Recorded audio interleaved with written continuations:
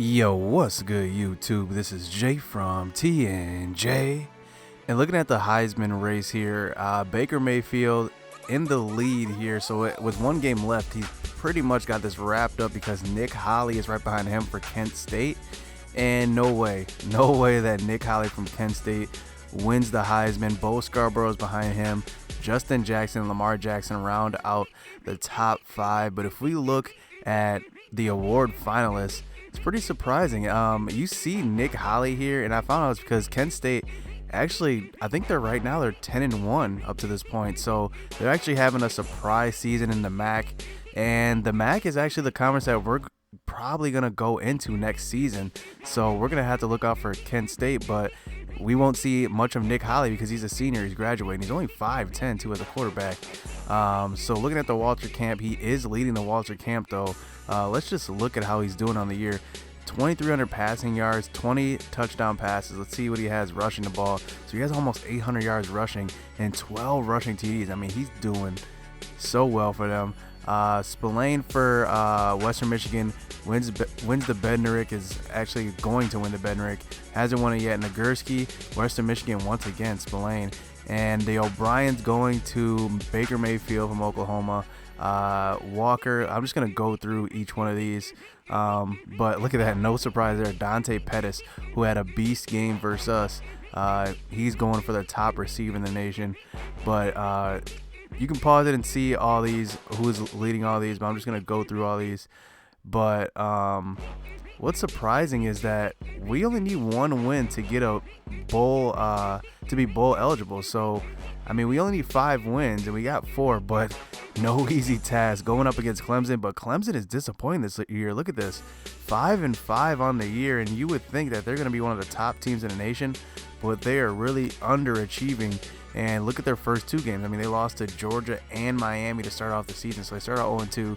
Lost to Florida State, lost to Louisville and Pitt. So they have had a rough year. I mean, they barely just beat Georgia Tech by 3 points.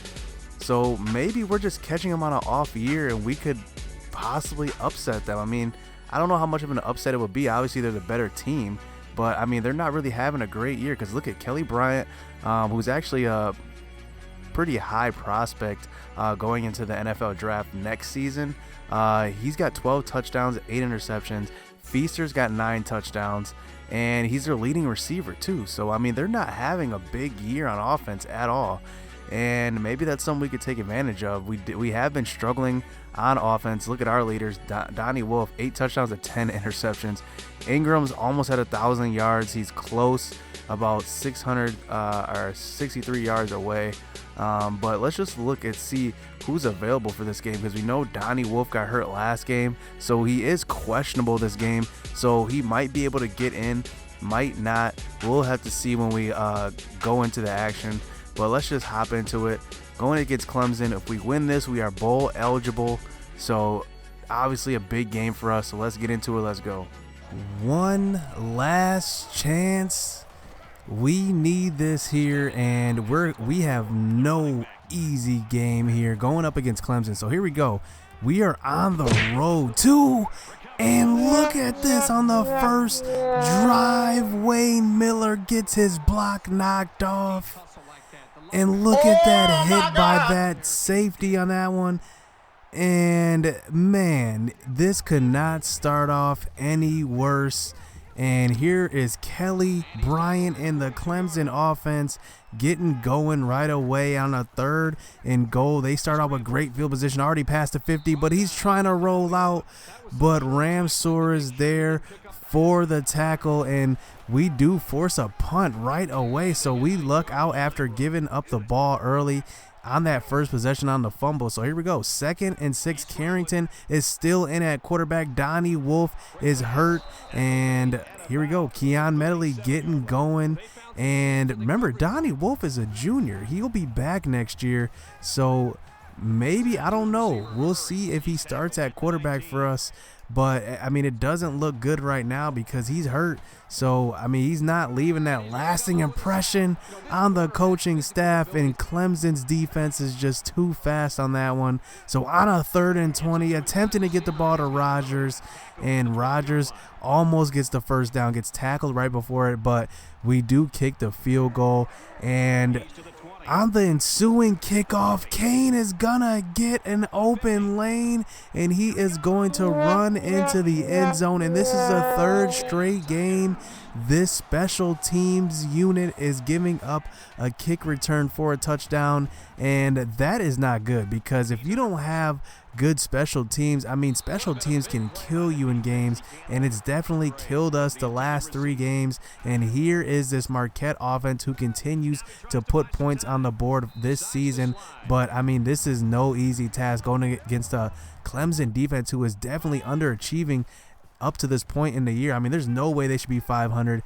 They should definitely be over 500. But look at Kelly Bryant showing off the NFL caliber arm. Remember, he's a draft prospect come next season's draft in real life, and you never know, man. I mean, he had a decent year, but people like his potential at the NFL level, so they're going to try their best to get him, and C.J. Fuller gets the handoff and fights through a tackle there, that time by Spencer, and gets into the end zone. So it is a 14-3 lead, and these defensive ends at Clemson are too fast. I don't know what they're feeding them. So on a 3rd and 12, the cornerback that time, Ryan Carter, makes a great play, and we had to punt the ball once again. And Kelly Bryant leading this offense out on the field, finding Deion Kane, who was just killing us in this game. And here, this time, Feaster, he breaks free. He gets caught up and somehow gets free on that one. So Kelly Bryant, he's showing that he can run a little bit, but not this time. Brad Spencer is getting in for the tackle, so we do force the punt that time. So Carrington leads this offense back on the field, but this Clemson defense just has us on clamps right now. Only completing 6 passes is Carrington up to this point. But this time, Eddie McCray gets a little help from the pick play that time and gets open. So Eddie McCray with a nice 17-yard gain. We have him for 3 more years. Remember, he's one of the few freshmen on this team, and we have a lot of seniors. So this is the last time a lot of these seniors are stepping on the field. And this time, Ken Carrington goes down. Marcus Edmond that time for the sack. So here we are, 2nd and 18 after the long sack, finding Herman Rodgers, the sophomore, and we convert. I mean, we did this last game. We had a long sack, and we converted on like a 3rd and 18, same situation. So Ken Carrington drops back to pass this time, getting a sack that time as Dexter Lawrence. Look at this blocking. He went straight through the line. I didn't have any time to even react to that one. So it's 4th and 21, and this is what I'm talking about. I cannot wait till next year. We need to get this kicker, this #1 punter that's coming to our school. I can't wait till he comes because, man, we need somebody that's going to convert these long field goals. In situations like this, I mean, we can't do anything. So we have to throw the ball up for prayer, and, I mean, somebody like Ken Carrington is not going to get it there for us. So here we are, back on defense, but Kelly Bryant throws short of the first down marker, so we do force the punt that time, and there's about 40 seconds left in the half. We can drive the length of the field, get some points on the board, and here's McDowell getting open, but what a great play that time by Van Smith. So we go into halftime down only 2 scores. I mean, not too bad, especially against Clemson.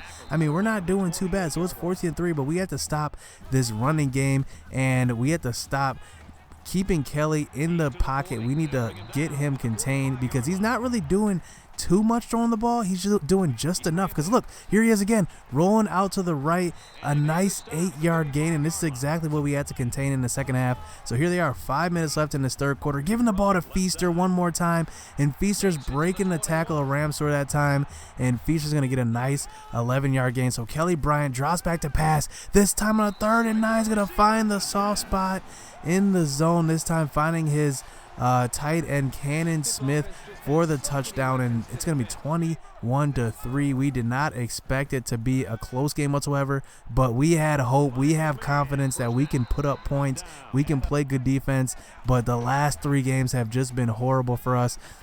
And here's Cantrell, who's been the one bright spot on our offense, getting a catch that time. So 4th and 8. We were facing a 4th and 8 here in the third quarter, but we get it. Keon Medley gets open, but takes some punishment there, getting a big hit. So here we go, 21-3 inside the red zone. There's plenty of time to drive, and this time we're getting the ball to Glenn Hall, who gets in and gets up inside the 5-yard line. So on a 2nd and goal, Stanford is getting open for the slant pattern, in for the touchdown. So Stanford has been, he declined a little bit on our depth chart because of Wayne Miller, but he gets in for the touchdown that time. So here we go, 3rd and 7 this time. Kelly Bryant's going to attempt to throw to his tight end this time, to Garrett Williams, but we do stop him. So we force another punt. So like I said, it's a lead that we can come back from. So here on a 2nd and 8, what a nice throw that time by Carrington, finding Keon Medley, and Keon Medley been a great slot receiver for us. He's a senior as well, so he's going to be gone after this year. And here's Herman Rogers, who I need to find out how to use Herman Rogers more. He's our best receiver. He's going to probably be our best receiver next year because we don't really have too many wide receiver commits at this point, and he's probably going to progress a good 4 or 5 attribute points. He's 67 overall right now, but we need to figure out how to use him better. But on 3rd and 8, just throwing the ball up into traffic, we had no chance on that one. But on the 4th and 8, we do have to kick the field goal, and it's good this time because it's in the kicker's field goal range, because he can't make those long ones. He definitely know he can't do that. But on a 2nd and 4, Kelly Bryant comes back out on offense, but this time getting sacked, this time by Javon Pennington. And I swear, Javon Pennington is one of the most underrated guys on our defense. He just finds a way to get sacks. And here we go, Kelly Bryant leading this offense back on the field. But look at this glitch. And look at me. I run right past Kelly Bryant, but luckily my guys have me. I don't know what that was. That was probably the worst play of the year, that by far. A guy just standing there waiting to be tackled. Brad Spencer just runs right past him and misses a tackle. So here they come, 4th and 5, and they can't convert, so they give us time on the clock to drive the length of the field. And can Carrington do it? Does he have it in him? His senior season, here he is finding Herman Rogers across the field, getting Herman Rogers into space. That's one thing we have to do. And here we are, almost to the 50-yard line on a 2nd and 10. 8-point lead for Clemson, and we're getting a 17-yard reception. And 3 minutes left now, 1st and 10. And Carrington's finding an open lane to run this ball. And this time he's going to slide down before taking a hit. 2nd and 1 now, inside the 30-yard line.